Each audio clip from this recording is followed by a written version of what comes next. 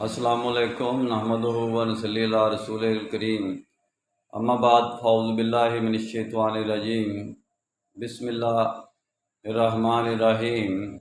फ़िरका परस्त जमातें हैं और अपने आप को फ़िरका परस्त नहीं मानती। आपके सामने मैं मिसाल के तौर पर पेश करता हूँ कि जमात अहले सुन्नत जो अपने आप को कहते हैं, तो भाई क्या बाकी जमातें जितनी भी इस्लाम के अंदर हैं वो अहले सुन्नत नहीं हैं?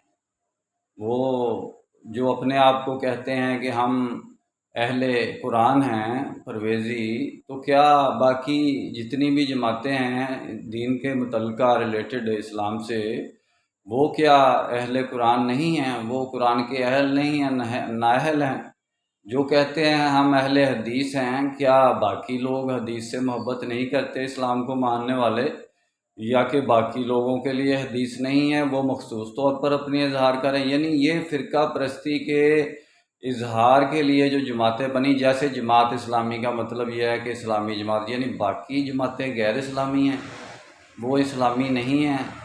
यानी कि ये इस्लाम के यानी कि टुकड़े टुकड़े करके खाने वाले ये फ़िरका परस्त नाम ही आप इनके देख लें कि इस्लाम के मेटावर्स से हट कर हैं, इस्लाम के मेटावर्स पर नहीं हैं।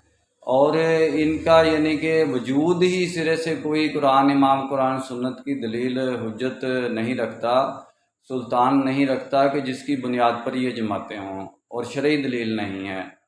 तो मेरा काम उम्मत की वहदत, खिदमत और खैर का काम शरई निस्बत की बुनियाद पर, जिसको हम मुस्लिमीन कहते हैं, मदद मुस्लिमीन के निज़ाम के ज़रिए है।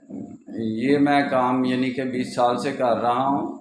तो इंशाल्लाह डिटेल में बात फिर होगी। निस्बत, वहदत, खिदमत, खैर के साथ। अल्लाह हाफिज़।